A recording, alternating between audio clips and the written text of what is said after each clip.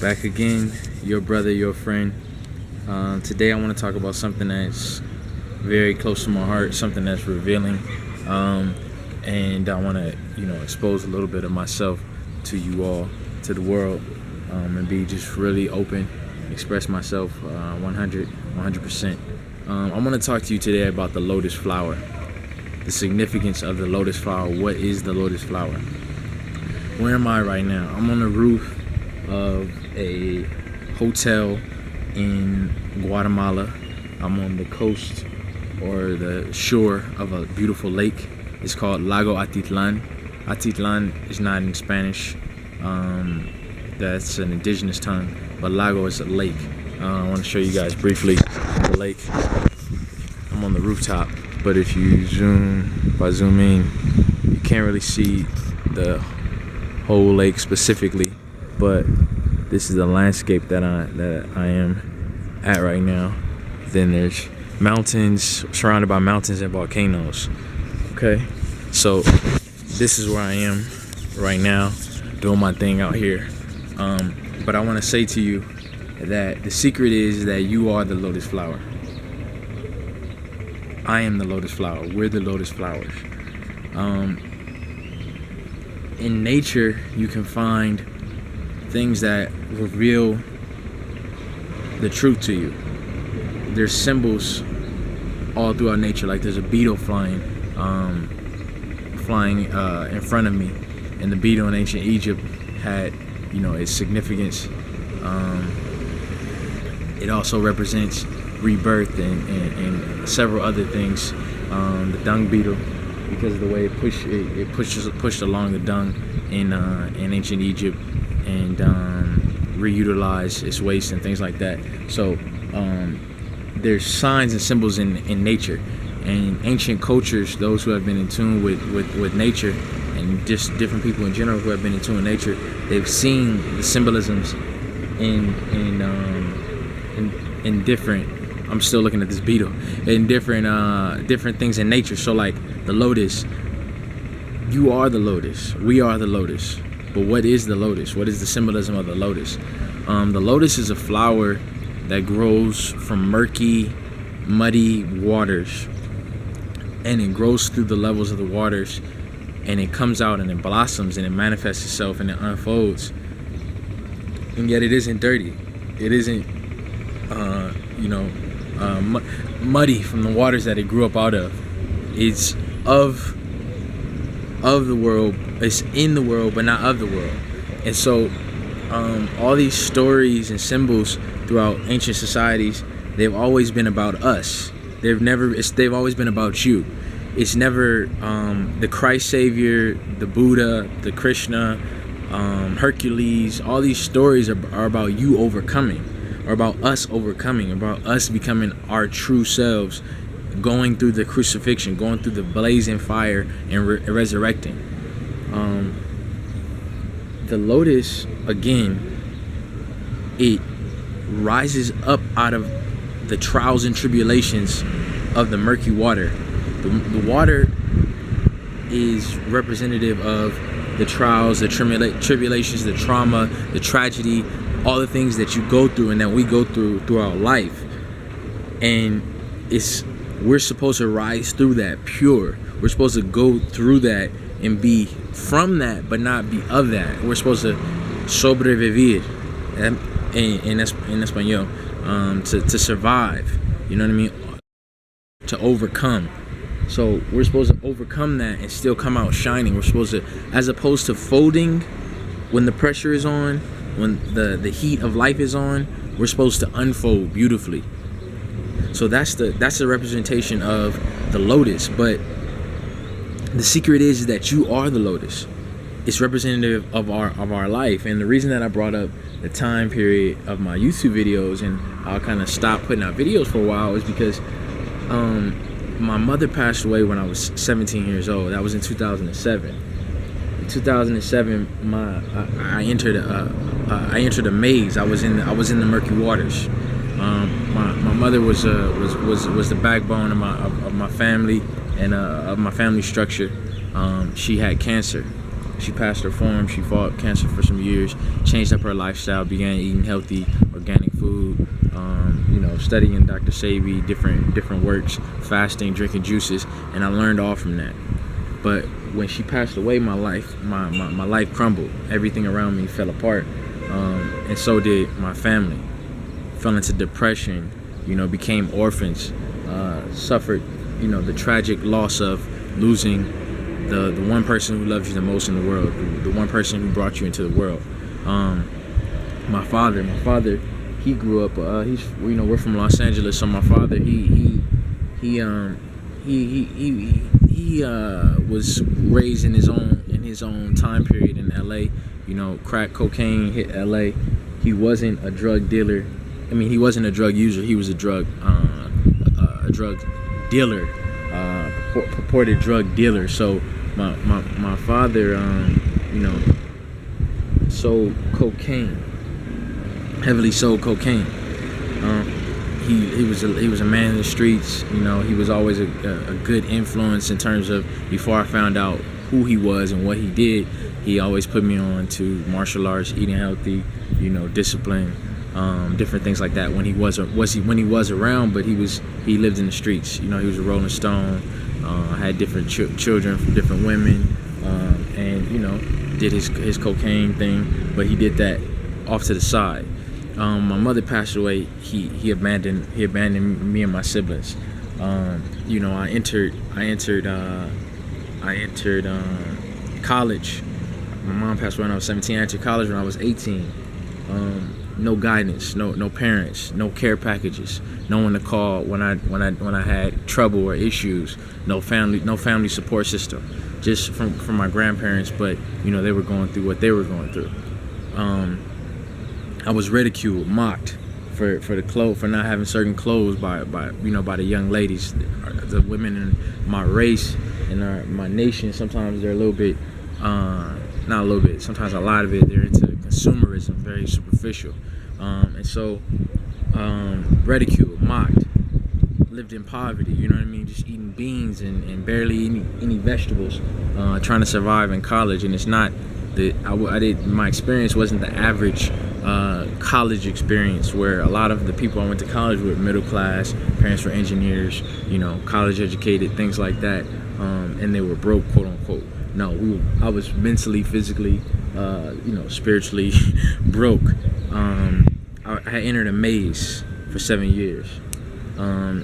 Luckily, through the study of Marcus Garvey, Noble Drew Ali, Yogananda, spirituality, that helped me rise as the Lotus. That helped me rise through the pain, the trauma, the suffering, the depression, the sadness that I suffered from.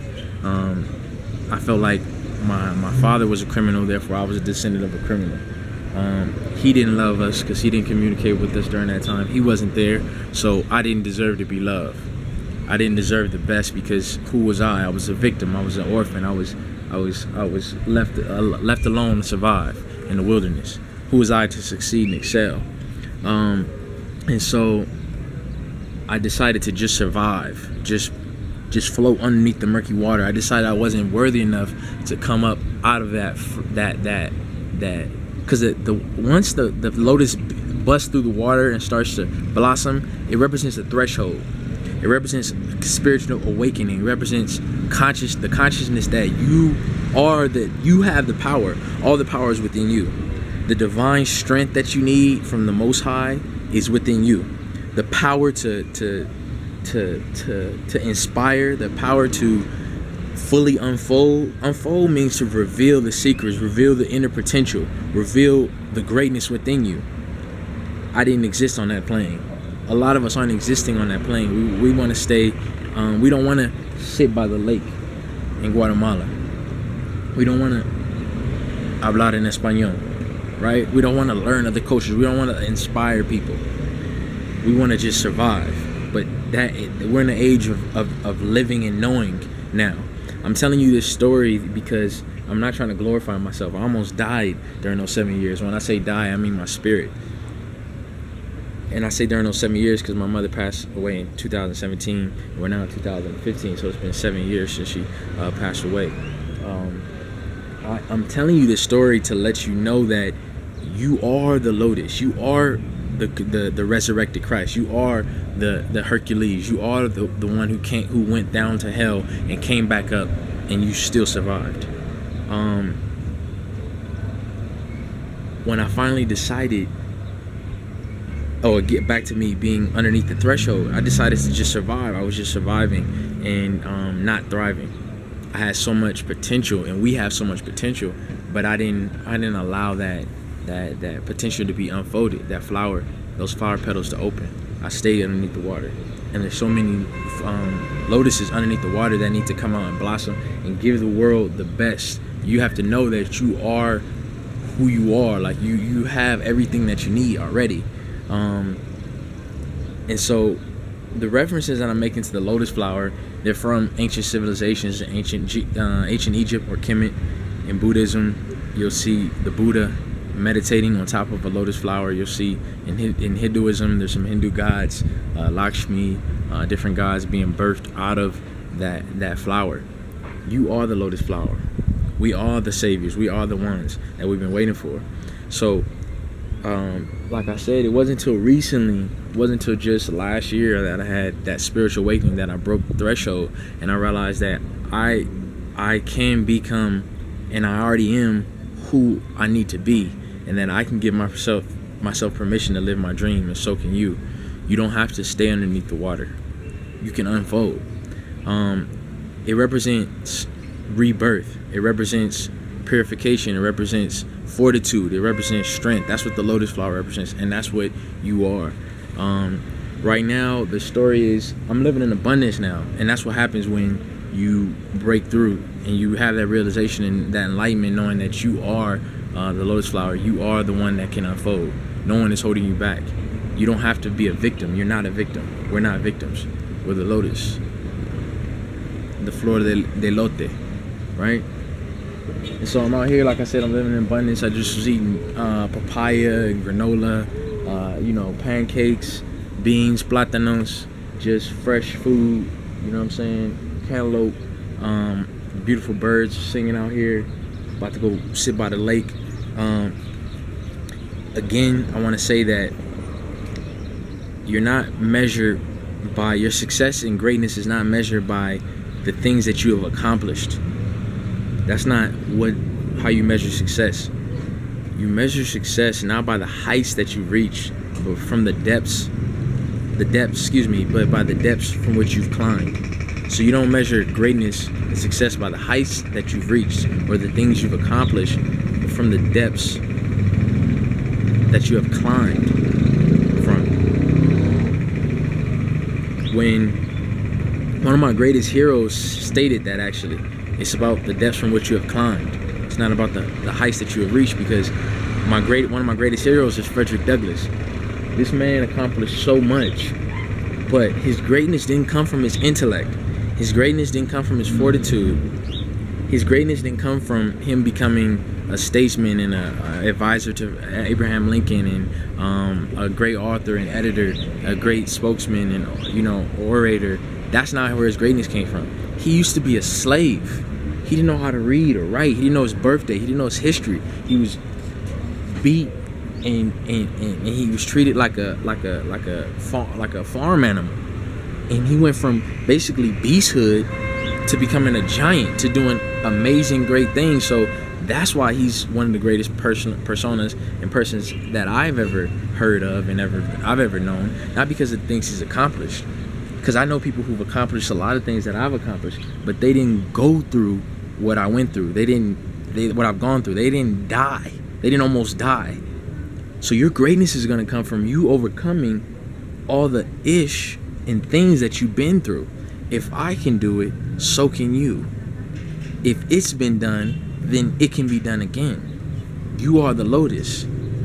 You are the resurrected one. You are the one who was crucified and who came back to life. That's you. That's us. Lastly, I want to just say this, is that the lotus, it takes 3 days for the lotus to come up out of the murky water. 3 days for the lotus to unfold. We can get even deeper with that. Talking about, 72. You know, that's three days, 72 hours. 7 plus 2 is 9. That's the number of completion. You can get deeper into that, you know, dealing with the 3 days after the resurrection, Jesus Christ. You can get deeper into that and build with the winter solstice. At the winter solstice on the 21st of December, it's the shortest day of the year, meaning this is the least amount of daylight in that whole entire year. That'll be the shortest day. And the sun is at its southernmost point in the sky. But after that day, the sun begins to rise, and the number of daylight hours that we experience begins to increase. This is known as the rebirth of the sun. A lot of pagans celebrated that, but they lost. When I say pagans, I don't like to use that word, but I say that because they lost the meaning and the symbolism of what was happening with the sun. It's that resurrection of the self, of the spirit man inside you.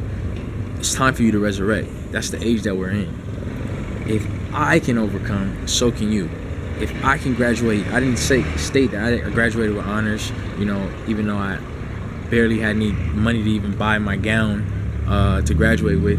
You know, I barely had that social support, financial support, like I said, living in poverty, you know, living as an orphan, disowned by my family, my father's family, you know, son of a drug dealer, cocaine dealer, brilliant dad, but he had his flaws, you know what I mean?